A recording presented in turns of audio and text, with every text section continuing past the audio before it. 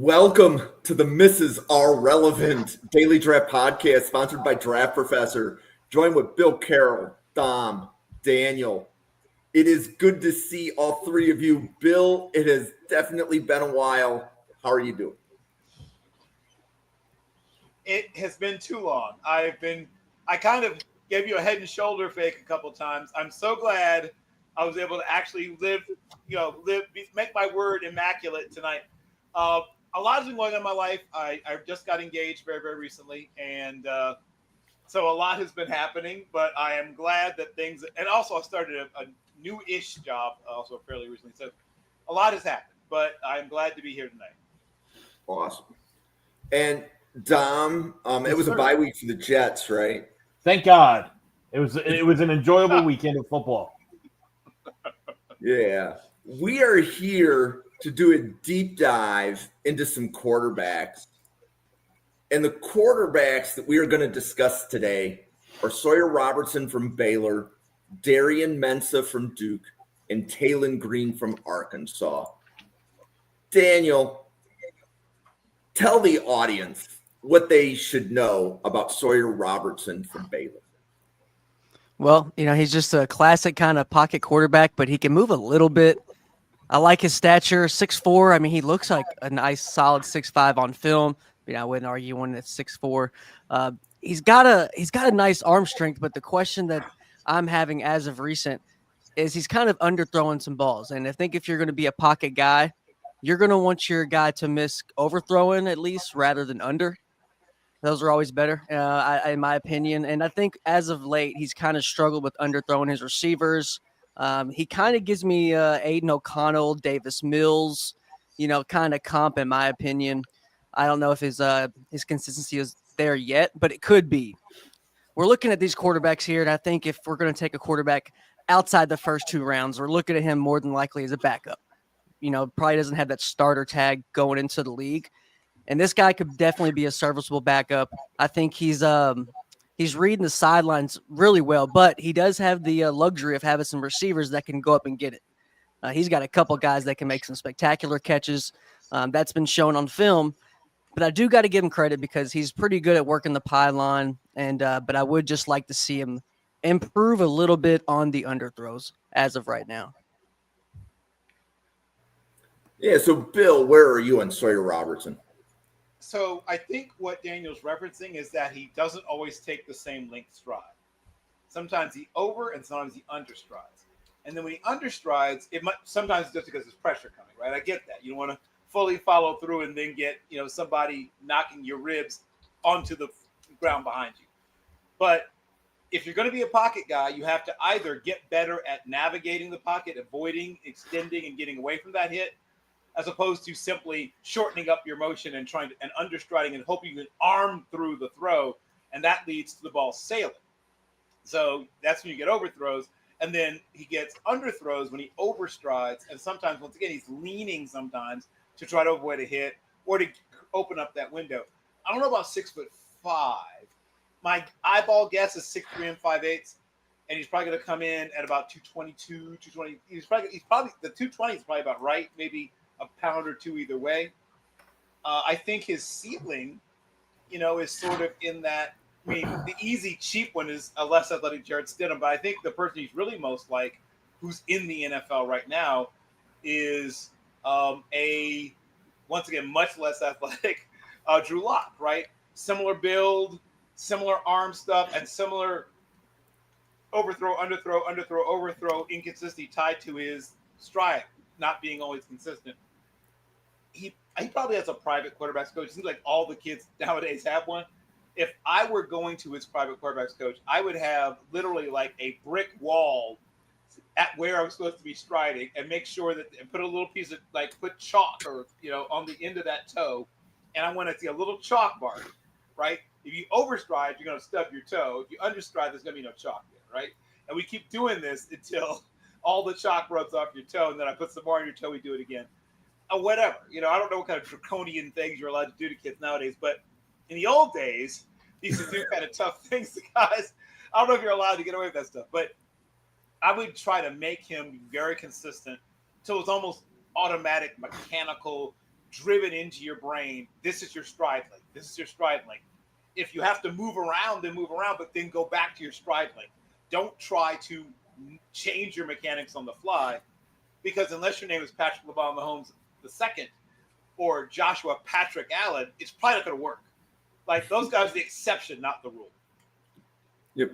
So, Dom, when we covered Sawyer Robertson over the summer, fellow Jets fan Anthony Russo said he wouldn't be surprised if Sawyer Robertson went in round 1. He wouldn't be surprised if Sawyer Robertson went undrafted.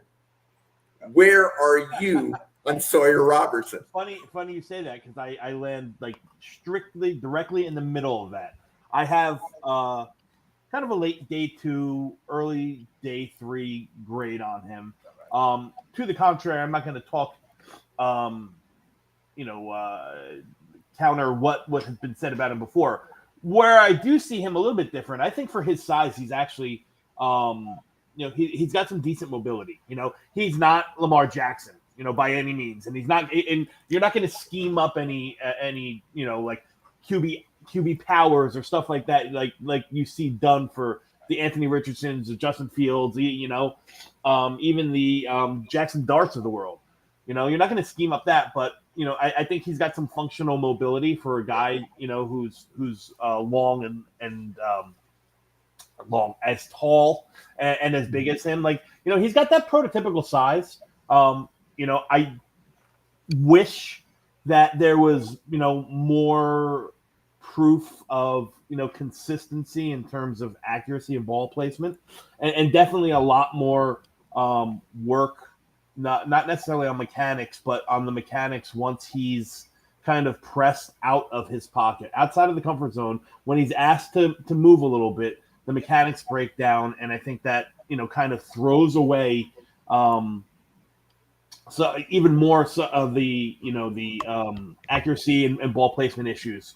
I wonder how well or how fast of a processor he's going to have at the next level. I think it could be a little slow, a tick slow at times, but he's got the arm strength to make up for it. And like I said, a lot of times the pocket awareness and all that stuff is good. He's mobile enough. I think that he has the makings of a starting quarterback in the NFL, but I don't think he's there yet. He's a guy that I want to kind of sit and park and learn and hold a clipboard and get with a good QB coach, in a system that, might not be, too complex at first and kind of can allow him to use his arm strength and press the ball vertically a little bit. But to me, I think he's a backup quarterback with the possibility of, with good, placed in the right place with good development, can be a low end starter in this league. I don't know if he's ever going to be Josh Allen or Patrick Mahomes. I don't think he necessarily needs to be either. He just needs to continue to stay productive. And what did he do last year? Like 3,000 yards, 25 touchdowns, something like that. That shows that he can, really handle the position. So little things, little tweaks, a little bit more development, some good coaching, and I think you might have something, Sawyer Robertson. So, Bill, do you see Sawyer Robertson as a potential NFL starter like Dom does? I think that, once again, situation is everything. What are we talking about this year is the reclamation projects, right? Look at Tampa Baker Mayfield, right? And Indiana Jones. There are a bunch of guys who were discarded, essentially, seen as if not bust, then at least very much disappointments.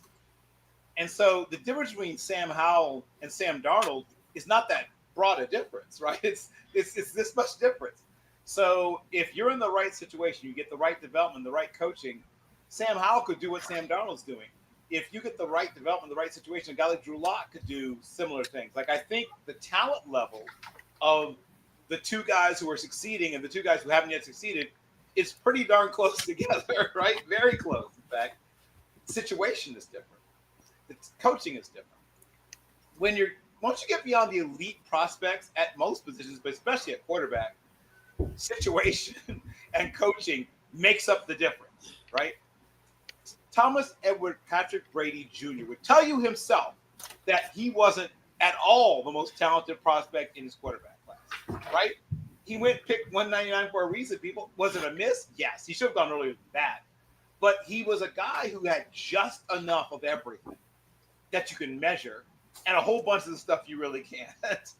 And he went to exactly the right situation where there was not a third, he was a fourth string quarterback. Fourth. Like, do you realize how rare it is for a team to carry for a quarterback for the purpose? Mm-hmm. He gets to be in a championship culture, a team that was right about to win the Super Bowl anyway.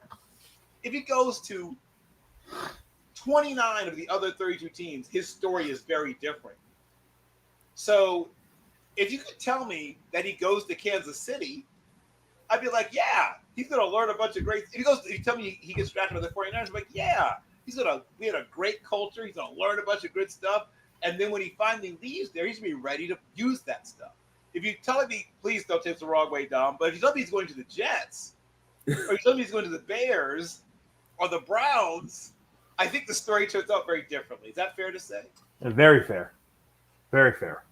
So what do we think is the right situation for Sawyer Robertson, other than don't start immediately? That I heard from at least two of you. You know what I think that a good situation is for him is, to come. I mean, listen, it doesn't bode well for his, for his seeing the field anytime soon.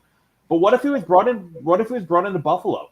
A good, strong offensive line with a power run scheme that he can lean on that allows him to press the ball vertically at times, so on and so forth, and he can sit and learn behind Josh Allen, right? Or staying close-ish to home, goes to the Cowboys and sits behind that Rain Dakota Prescott. Yeah. So there are some situations we could throw out there. I mean, but the perfect ones would be like the 49ers. Like the 49ers can't – all their backup quarterbacks become something, right?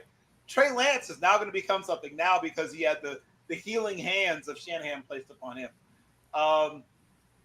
Kansas City has done a really good job of developing quarterbacks, obviously. That's a no-brainer. Shane Steichen. Let's see what happens, There you go. Right. Shane Steichen knows what he's doing, obviously. Yeah. He seems to be the quarterback whisperer these days. So, listen, I think that there's something there in Robertson. And off the top of my head, I don't have my notes on him up. I don't know how old he is.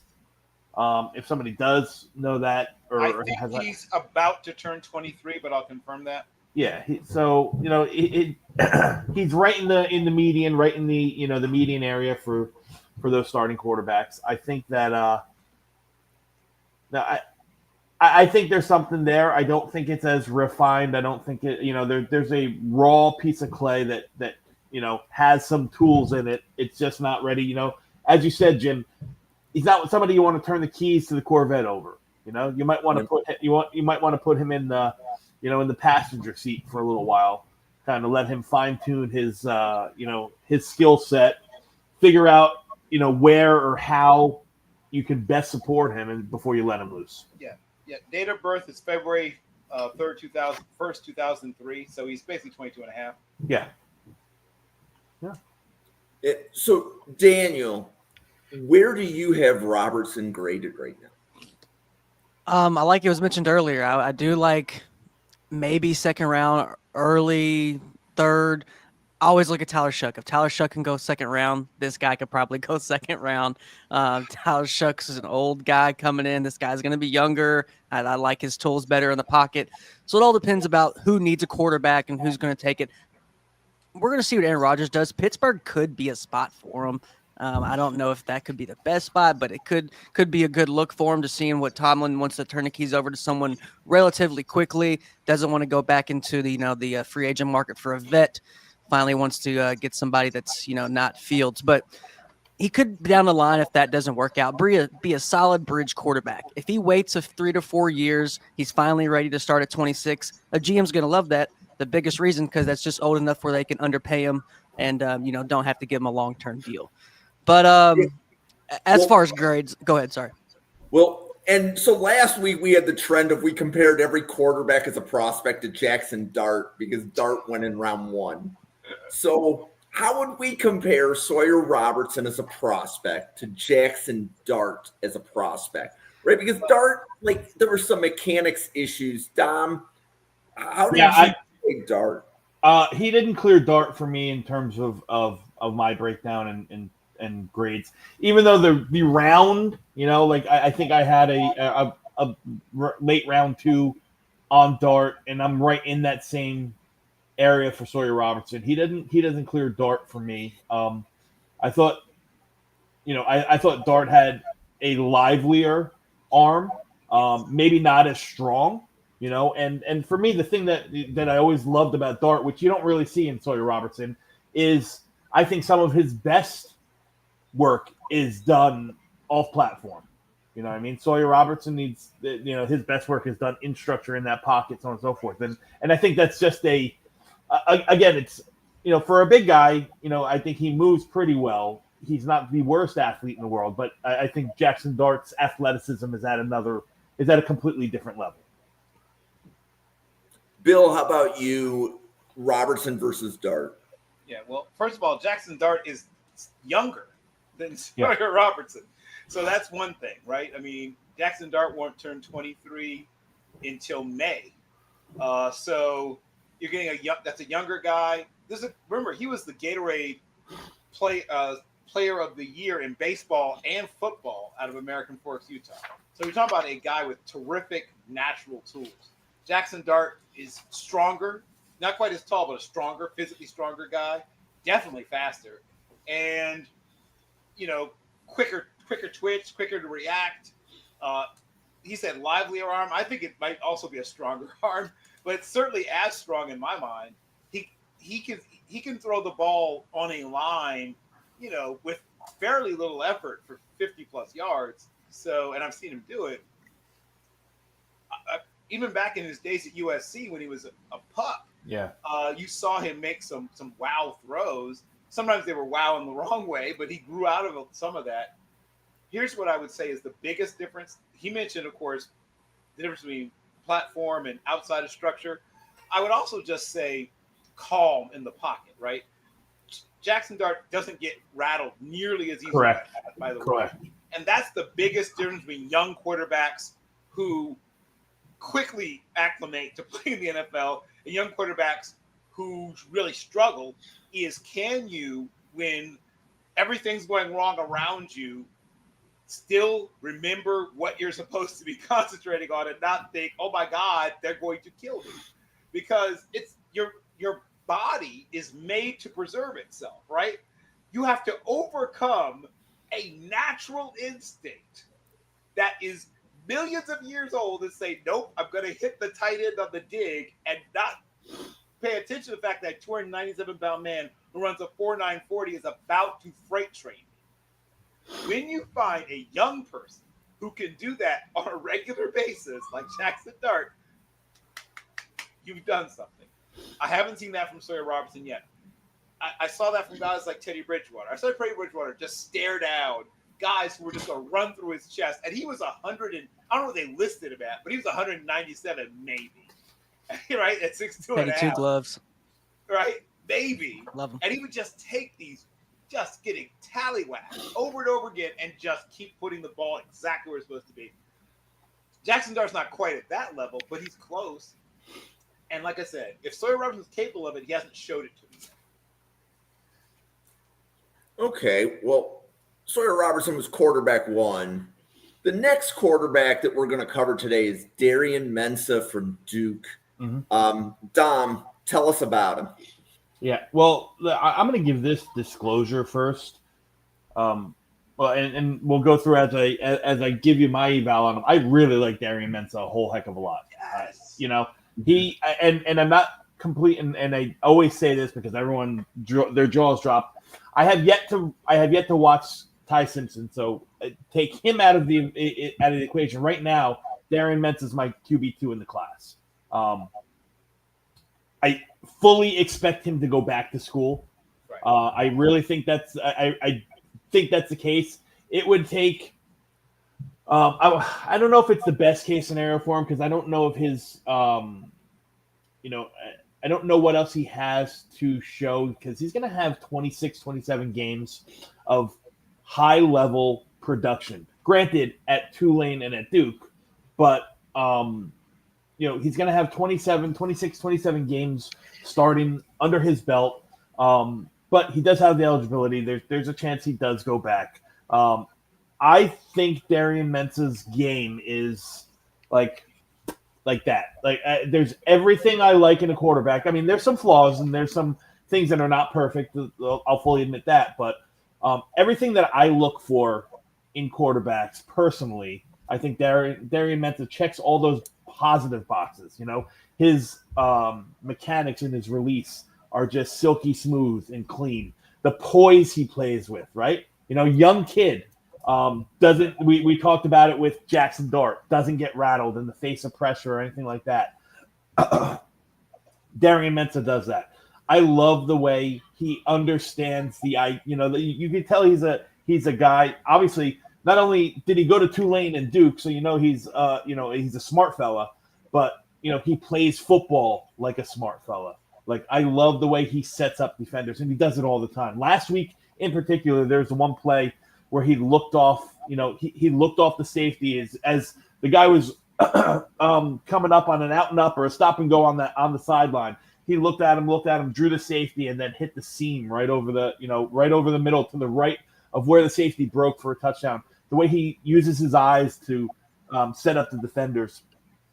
I love it. Accuracy, efficiency, ball placement, 67 to 72% throughout his college career. Does he have the strongest arm? No. You know what I mean? So I think if you're going to knock something like that, he doesn't have, he doesn't have the arm strength of some of these guys in class. Although his motion is fluid and pretty simple with the flick of a wrist, it just doesn't have the same pop or the velocity that some of these other guys in the class have. The Paytons and the Moores and the Mendozas even. I don't know if Mendoza's the strongest arm, but he's a couple tiers stronger than Darian Mensah. So there's going to be some limitations in the type of offense he needs, or I shouldn't say he needs, but that he'll excel in. But you can tell, like I said, already a captain. He's a coach. He's the extension of a coach. He's going to be a coach's, kind of that coach's pet in the team on the team. He's going to be, he's got that leadership in him. So you put him in the right situation with a controlled, horizontal flowing offense where, he can, get the ball out on time, get the ball out in a place where he's not asked to press too hard vertically or stuff like that. Because, again, doesn't have the strongest arm, doesn't have the best deep ball, but functionally is a real plus quarterback. I like how he shows his IQ, how he gets through his reads, how he gets through his progressions, how he can go from 1 to 2 to 3 and make the right decision, how he handles poise, how his poise, how he handles the pressure in the pocket. He can move around a little bit. I don't think he's very he's not a statue. Pretty similar to Sawyer Robertson. I think he's mobile enough, although he's not going to be and no one's going to question him to be like a dual threat quarterback in any range. So, listen, if he gets a little stronger and puts a little bit more velocity on the ball, and he can prove some of the naysayers wrong in terms of the level of talent or competition that he's, showed up and showed off against, I think you're looking at a guy that can be an NFL starter. Do I think he's quarterback one material? Listen, he graded out for me very similar. I was, and I know I'm on the minority here, so I'll call it like it is. I'll be honest. My QB1 last year was Shedeur Sanders. I loved Shedeur Sanders' play. There's a lot of similarities in Darian Mensah in the way he plays in the middle of the field, as his the way he reads the field, the way he gets through his progressions. The fact that neither of them, had the strongest arms, but they knew how to throw with touch and anticipation, layer it over the second level. and he graded out higher than Shedeur Sanders for me. So, in a nutshell, that's Darian Mensah. I would love to see him, in a Shanahan offense. I'd love to see him with Shanahan. I'd love to see him, kind of becoming the next Brock Purdy. And I know Brock just signed long term. I'm just using that as an example. Like, that's where I want to see him. I want to see him with Brock Purdy. Or with Shanahan. I want to see him, with the Rams being the heir apparent to Stafford, so on and so forth. I think that's like ideal situation for Darian Mensah. So, Bill, you were excited when you found out Mensah was one of the quarterbacks on the show. Tell us why. Okay, so I am a huge – Dom and I are now going to be best friends. I am a huge Darian Mensah guy. I didn't know there was somebody else who loved Darian Mensah the same way I do. It is not quite prudent or wise to have the feelings I have for Darian Mensah, but here we are. Things that I like about him, as was mentioned, his eye discipline of not staring down receivers, even when he has a big, oh my God, this is probably going to be a touchdown play. What's the number one thing the young quarterbacks do when this big, oh my God, there's going to be a touchdown play, is they give it away, right? They get big. Right? Their eyes go big. They stare it down like nobody believes it. Like, oh, this is going to be great. And they take, even when it works, they take the defense to the play. He does a great job of keeping his eyes into the last minute where he's taking the defense away from the play. His arm is, I mentioned Teddy Bridgewater earlier, it's in that good enough range, right? Guys like Teddy Bridgewater live in that range and did quite well. Chad Pennington had a nice career until eventually he broke. But, I mean, lots of guys with just enough arm, if they have the brain to make it up, have nice careers. Joe Montana himself had a great quote about arm strength. He said, there are guys out there who throw darts at balloons. I don't. I throw balloons at darts. Yeah. He always felt like if you just get the ball out of your hands quickly to somebody who can really run, you don't have to throw it 40, 50. Now, he could, obviously, because he had great anticipation, great touch. But a lot of his biggest plays were, slants. Jerry Rice or John Taylor, they would just outrun the defense. I think Darian Mensah would do very, very well. I mean, he's got some C.J. Stroud, but weaker. Coleridge Bernard Stroud has a stronger arm, obviously, but some similarities also to that guy, who is himself, once again, a guy who doesn't like to run but can. And when Coleridge Bernard Stroud pulls the ball down, he actually does damage with his leg. Obviously, he'd be stuck on the bench for forever. He went to Green Bay, but that's a place where I think he'd be developed well. Heck, I mentioned Tampa Bay earlier. I think Tampa Baker is the kind of guy that would be like, hey, kid, I'm not threatened by you. One, because he's the most confident human being I've ever seen in person. I've been around fighter pilots and stuff like that, but the most confident human I've ever been in the same room with is still Baker Reagan Mayfield. That guy's confidence is unworldly. And that's why his guys play for him that way, because he makes them believe. Mensah is also a guy who has really good leadership. Yeah. They loved him at Tulane. But a measure of how they loved him was they also didn't try to stand in his way. Like, sometimes there's bitterness, but his teammates and coaches understood that this is an opportunity he really couldn't turn down, and they actually were excited for him. And he's played up in terms of competition, high school, two colleges. He's consistently taken guys who were good and played against better competition and looked good when he played against better competition, right? He's played against SEC schools. He's played against ACC powerhouses. And, of course, even at Tulane, they played up. Had a couple SEC schools on his resume and beat living daylights out of a team that was supposed to be better than them in a bowl game. So the things I've noticed where he can still work, like a lot of young quarterbacks, he sometimes wants to guide the ball. Especially accurate guys can sometimes try to be too fine with it. And when he does that, it ends up biting you, right? Because you end up taking the ball actually down and away when you're trying to guide it, right? I'd like to see him get physically stronger. I don't know if he's actually 205. I seriously doubt he's 6'3". My best guess is like 6'2", 3/8", and probably about 199.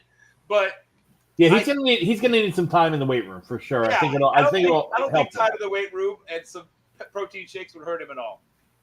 But we mentioned another place where I think Las Vegas would be a good landing spot for him for two reasons. One is Geno is also the kind of guy that would be like, he's not a dog in the manger, right? Geno knows what it's like to be an overwhelmed young quarterback. Sorry, Dom. And he would be more than willing to help bring him along. And he's at a point in his career where he's not jealously guarding his spot, right? He's at the point where he sees himself as a guy who knows in a couple of years he'll be handing the reins to somebody else. And though Geno has a liver arm or stronger arm, once again, a guy with some similarities, right? Geno at his best, even at West Virginia, did a really good job of taking the defense away from the football. That was one of the things I really liked about Geno back at West Virginia. And then for whatever reason, he regressed when he got to the NFL. And once again, not to blame anybody, but like he's one of the guys I literally saw get worse at everything when he got to the NFL. And then, of course, it's stuff's come back together. But yeah, I think Mensah, if you were to come out this year, is a guy that has an outside shot at the first round, at least in part because the quarterback group is sort of unsettled. But if he comes back bigger, stronger, better next year, he's in the fight for QB1. He may not win that fight, but he's in the fight for QB1. Yeah. Now, do you think another run in the portal would do him better? Would do him good? But where would he go? I mean, like, there's bigger programs, but are they better? Like, that's the thing that guys, I think, make a mistake with. Bigger's not always better. Okay, so let me throw this out to you. Okay. If Mateer leaves Oklahoma, so you can go win a Heisman. Okay, I hear what you're saying, and that is an offense that would suit him because the ball just has to come out quickly, and they scheme people open. But there's also a lot of empty calories, if you know what I mean, in that offense. Yeah. I don't know if that would pump up his stats, but I don't know if it develops him. You hear what I'm saying? Like, sure. I think he would, if he stays in this offense, he gets better at all the things he's already doing just by doing it more. If he goes there, the offense makes things easier for him. That offense gives you the answers to the test, right? And most of the time, you have more talent than the other team, which is not true where it is at Duke. So it makes it also easier in that way, in that maybe 2 or 3 times a year, the other team has as much talent as you, but the other 8 or 9 times out of the year, you've got the better team. So I can see what you're saying. It would help him in terms of national recognition, NIL money, and stats. But I don't think it makes him a better pro prospect. What about one more? I'll throw one more at you. I don't want to take over the pod here. What about with Mike Elko at Texas A&M? Oh, well, first of all, is Marcel Reed coming out? Because if Marcel Reed isn't coming out, you've kind of got the same guy but faster already, right? I mean, a little bit, right? I thought he did. Maybe I'm wrong. I thought he was done. Reed has another year unless he's decided to come out early. Daniel's nodding and said yes. Okay, so maybe that wouldn't work then. I got you. Okay, fair enough. So, Daniel, where are you and Darian Mensah? I love him. I hope he stays, but I just hope he gets some help around him. I think he just needs some help around him. He signed a 2-year deal. I know NIL, there's no loyalty, but I think they signed him $6 million 2-year deal. So I hope he stays. But I do like how he climbs the pocket. My best thing I love about him, he's mobile, but he resets his feet. He resets them quick, gets them down in the dirt again, and delivers the ball. He makes a lot of adjustments before he even has to throw, which is good because a lot of quarterbacks, if you have to reset your feet, usually you're late with the ball. He still throws with anticipation. That's what I love. Could use his tight ends a little bit better, but I do think that's a scheme issue. I do think they use their tight end as an offensive lineman a little bit too much. They need to get him out in space a little bit more, in my opinion. But I mean, he's only got 2 picks on the year, 21 touchdowns with guys who we think are kind of subpar. I mean, does he have better weapons than Cam Ward did? I don't think he does. Definitely not. So I think he's doing more with less, and I think teams are going to love to see that, especially if you're going to go high. You're going to go into a situation that's not ideal. I like that you did bring up Marcel Reed because he does have a lot of similarities, but Marcel Reed makes him look like a giant. He makes Yes. Mensah look Yeah. like a Marcel giant. Reed is So listed at 6'1", which is a giant, just a big fat whopper. just all around height and Probably weight. 5'11", 3/4, probably 188 pounds. Yeah. But I like Marcel Reed. Don't get me wrong, I love him. I like him, but supposedly he loses like 7 pounds a game, and it's just hard to keep weight on him. So He has a super fast metabolism. Yeah, he Yeah. eats like crazy, but he just can't Yeah. keep weight on. Yeah, I agree. I think there's a lot of guys out here that are throwing the ball well, but really not much like Marcel Reed. Doing more with less, like I said, uses the sideline very well. Would like to see a little bit more zip on the ball, but that's just me nitpicking at that point because I really like him. And like you said, Tulane going to Duke, high IQ guy. That's something I kind of haven't thought about, honestly. It's a good point. He's a guy he's been able to read. And Manny Diaz, one of I don't know. There's a lot of guys who are not that great at situational football. Manny Diaz is one of them, and this is a guy who, if he's going to have to bail out Manny Diaz this year, Yep. and he's done it time and time again. 21 touchdowns, only 2 picks, and like I said, I just like the way everyone's kind of touched on him. I think we're all kind of a consensus on him. He's just a solid overall prospect. I would like him to stay one more year because I think Miami could be a good fit for him. If they want to do something, I mean, I know they're locked down with Tua, but that dude, I don't know. I think that all bets are off with the whole Miami situation. That's me reaching. But I do hope he comes back. I hope he gets some receivers to come to him, though. He's a heck of a talent. You know, he's definitely more than garnishes some transfer portal love. You know, guys want to come play with him, even, you know, from offensive line or wide receiver standpoint. Okay, so Dom, was your grade on Mensah first round? You said he was QB2, but I didn't hear how high. Yeah, QB2 is. fringe first round. Late first, early second, right in that realm. Yeah, listen, and I think if he had a little bit more velocity, you know, a little bit more arm strength, that you could put him in the, you know, and I knew that he was coming out for sure, or, you know, and time will tell at that.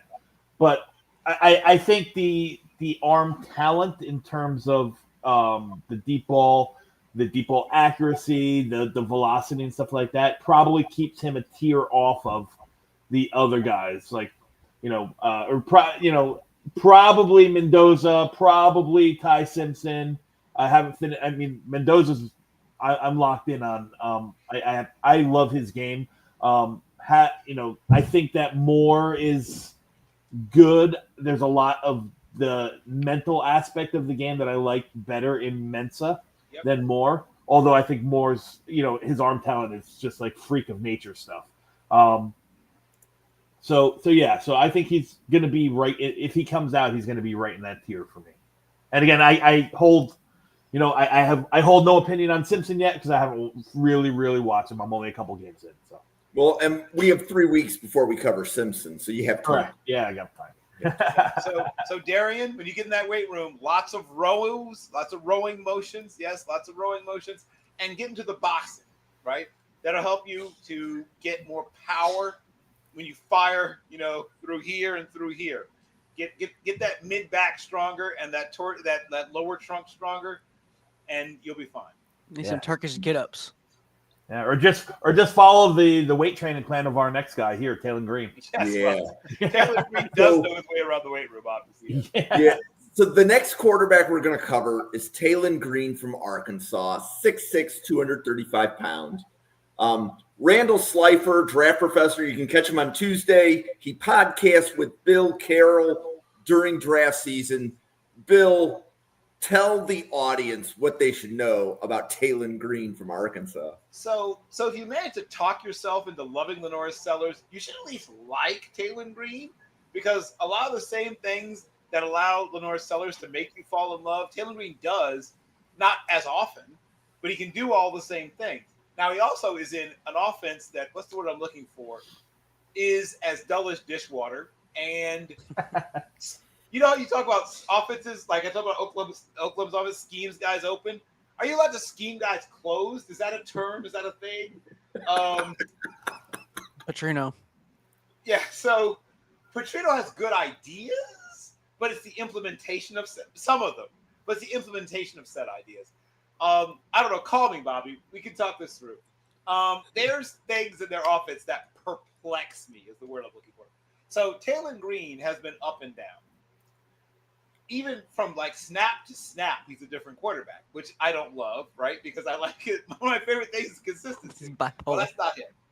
But his best moments, if you put together just a supercut of his best throws and his best runs, his best whatever, you're like, oh my God, I'm watching a younger version of Cam Newton. I mean, like, it's hard not to have those kinds of thoughts. But you put together supercuts of his worst moments, it's like, I'm watching the next Logan Thomas. So you're going to definitely have to strap yourself in. It's a wild ride when you're watching Taylen Green's tape. Was that a Petrino joke? Wild ride? You please, you've got to. Oh yeah, of course. Come on. You know I couldn't pass up a Bobby Petrino. The next job, Bob Petrino, as we used to call him. But things to like about him. I mean, he is a true dual threat. As big as he is, he's probably one of the top 3 or 4 most athletic quarterbacks in the class. He's powerful. He's got a track and field background that you could see. He can make literally all the throws. He's probably one of those guys who can throw the ball 66 yards from his knees or something like that. And sometimes he looks like he might be doing just that.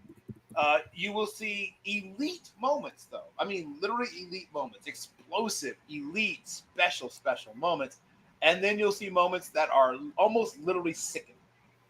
But he's in an offense that doesn't do him any favors. He's managed to come up with 2,372 yards on 274 attempts. Now, for those who are not good at math, that's 8 2/3 yards per attempt in a bad offense, right? So when you are thinking about Taylen Green and you account for the fact that a lot of the stuff around him is kind of broken, it makes you a little more understanding. Now, if you're Jordan Palmer or whoever it is he goes to, yeah, your work's kind of cut out. You got some stuff to do. You're going to have to train or retrain a lot of his things. His throwing motion is capable of being compact, but often is very elongated.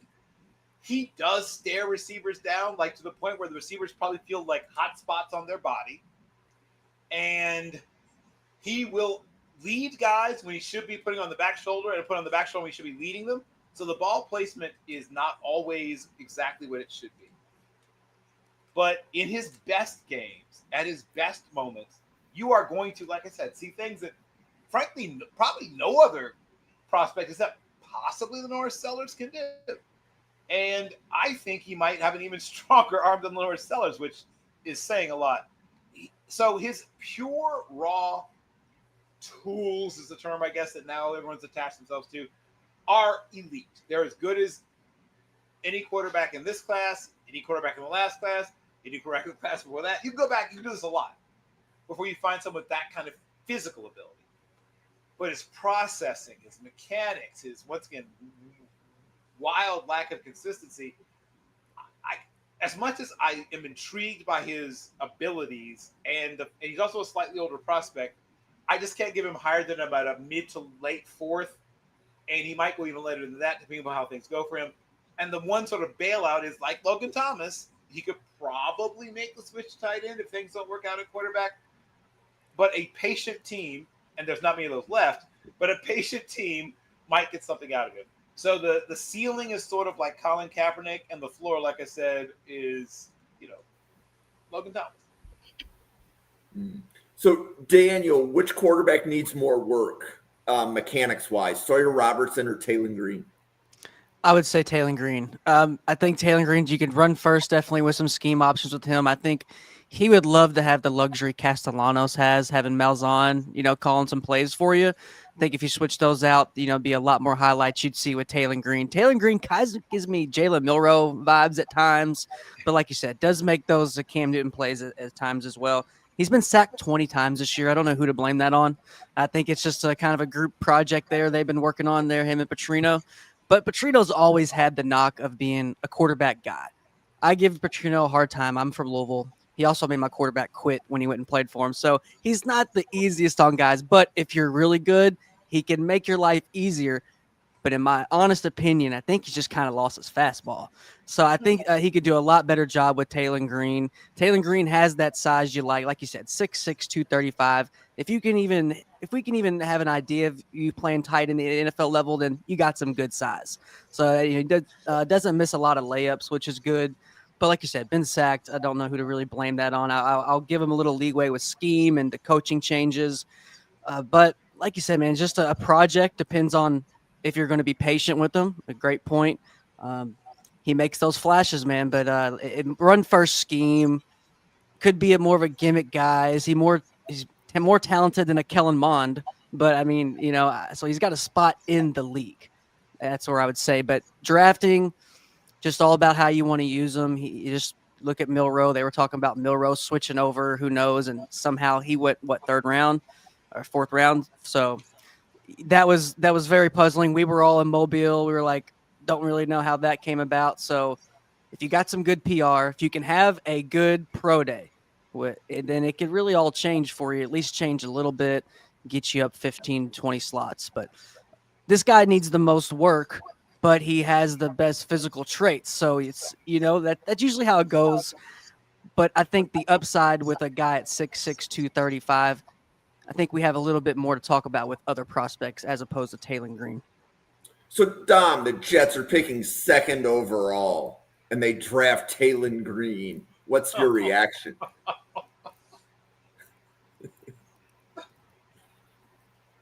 You need me to answer that? You can talk about Taylen Green any way you want. If you don't actually want to give the answer, that's okay. Plausible deniability. I'll plead the fifth to that question. However, I will talk about Green. Listen, I think everything that was said is spot on. Like, you check boxes. Like the wow. He's got the wow factor in a lot of things in terms of his size, his arm, his big play ability, his mobility, the effect he can have on the game with his legs, right? I just don't know if he can play quarterback yet. Can you hear what I'm saying? Like, he's got everything that you would want a prototypical quarterback to have. I just don't know if he can play the position yet, And being an older prospect, coming from Boise, now in Arkansas, I don't know how much more development there is that you can extract from Taylen Green. You talk about being patient, but I don't know how patient one can be with the guy who's, really, I don't think has been asked yet in two different programs to read the full field. It's usually first read and run. And now Petrino's got him throwing go balls and scramble situations, and that's about it. So the development is going to be, few and far between as it comes for Taylen Green. He's a day 3 guy for me. It's probably a guy that I would want to stay away. You get shades, and I'm a University of Florida fan, and I think Taylen Green's better than Anthony Richardson when Anthony Richardson came out. Now, I don't think either of them were going to be good pros. Now, then you look at DJ Lagway coming out, right? I think DJ Lagway is much better than where Taylen Green is, but does he have everything that you want in that to play pro style football? I don't know. I think I like the option that EJ talked about when you talked about maybe turning him into a tight end or something like that. That ultimately might be the play for him.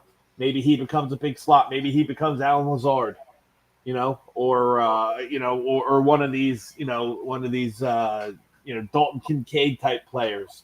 Put the ball in his hand in a short area and let him do the rest of the work. The quarterback stuff is probably, for me, not there with Taylen Green.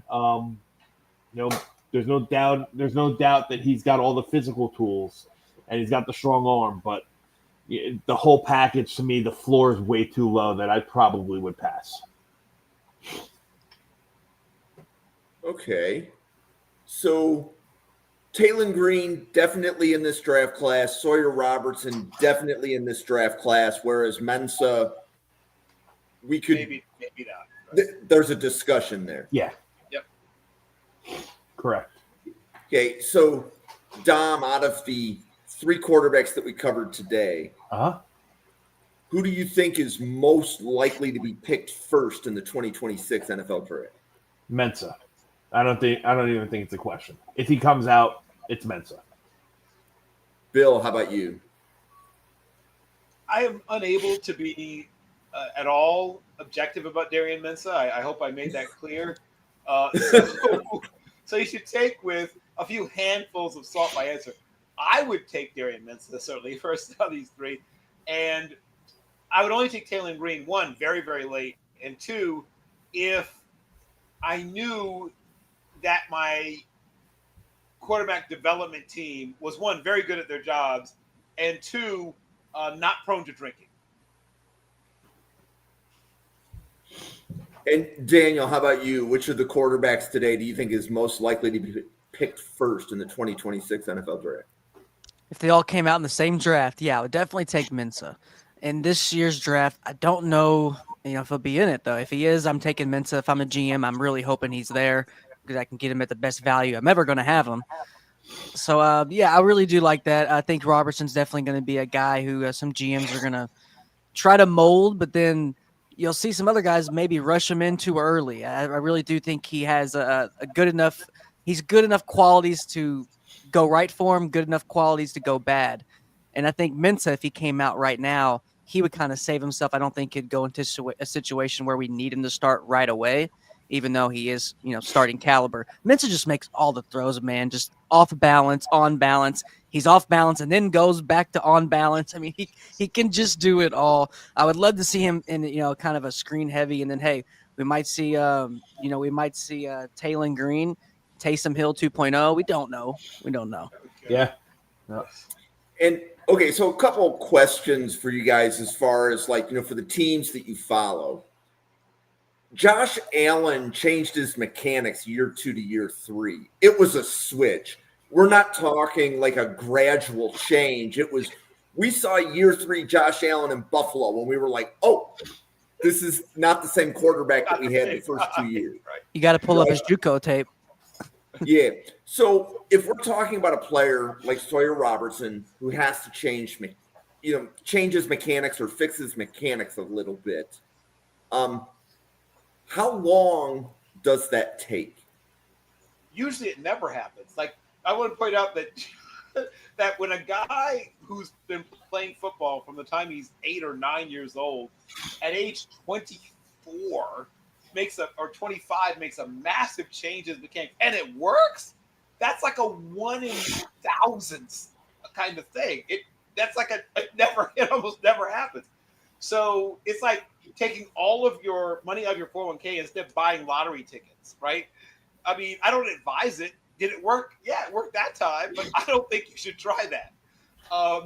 Tweaking is one thing. I mean, we just talked about Thomas Edward Patrick Brady Jr. He tweaked. He changed his mechanics. If you watch his mechanics, first time I saw him, he was a junior at Michigan.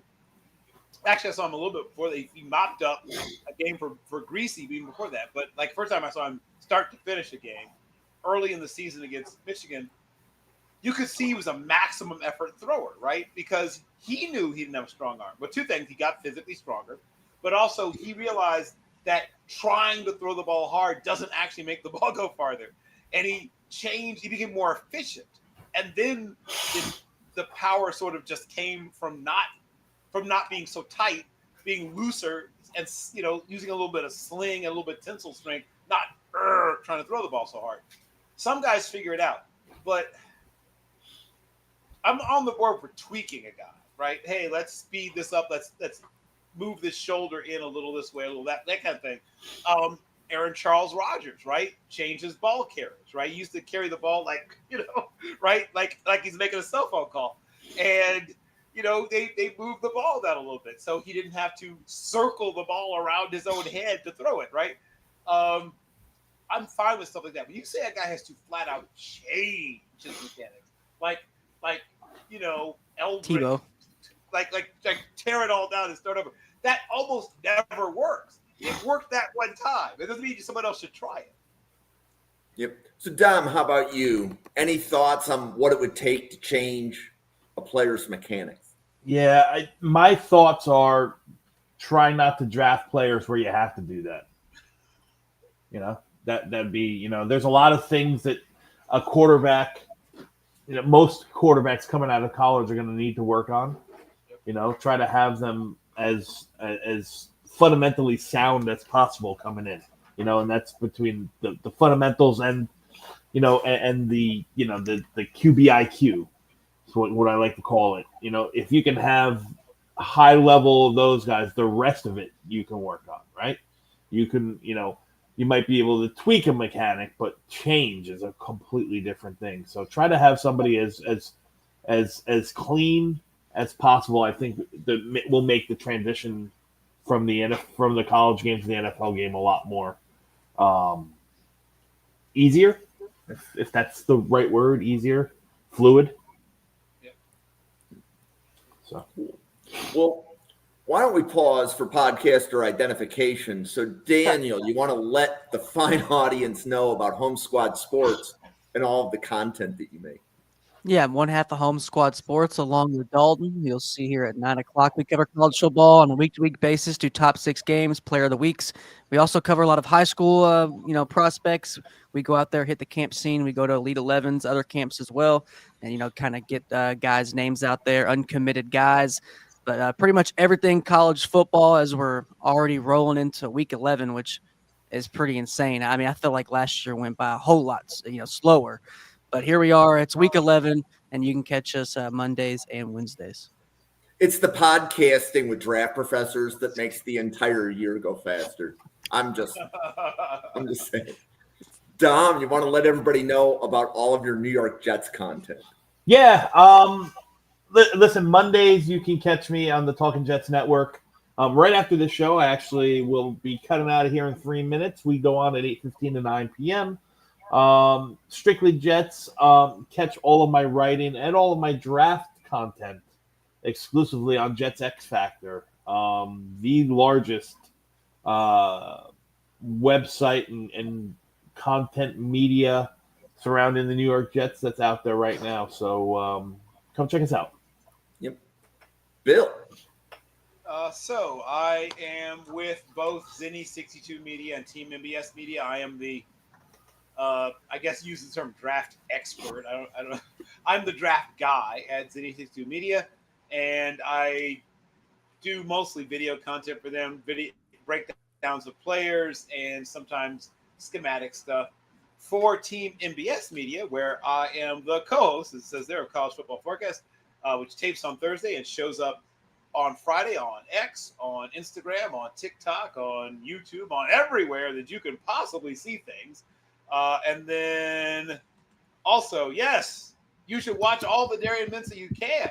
And then also, you can catch my writing. In fact, you're going to see my USC, The War of Troy, Northwestern versus USC preview article pop up pretty soon. Exciting year for Northwestern. A narrow loss against Nebraska, but a couple of wins against teams that are supposed to be better than them. And they could possibly upset Troy. And watch out for why I think they will or could, if you read my article.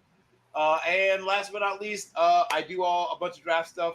Our draft show, Draft Central, starts again sooner than I think, probably. In January, runs January through the draft. So that is the other show I do, and that's on Wednesday nights as well. Finn, I appreciate all three of you being here. I definitely want to give some specific shouts out. So Daniel, love all your college football content. And Bill and Dom, Draft Professor would not be what it is today. Each of you has done so many little things to help. I am truly appreciative to both of you. So thank you both for stopping by. Next week, the quarterbacks we cover will be Joey Aguilar from Tennessee, Cade Klubnik from Clemson, Garrett Nussmeier from LSU. So we have daily draft content here in the Draft Professor. You can follow, there we are. at NFL Draft Fanatic, no I in Fanatic.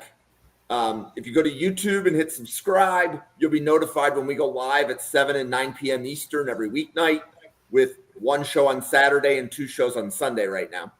And then if you go to X, you'll see the schedule of all of the podcasts that we have, as well as draft content on a lot of the players that you will be hearing their name called in April. But that being said, for Dom, Daniel, Bill Carroll, for Hank, who has laryngitis, couldn't be with us today, thank you so much for watching, and we will see you on a podcast again in 1 hour. Hey, Daniel,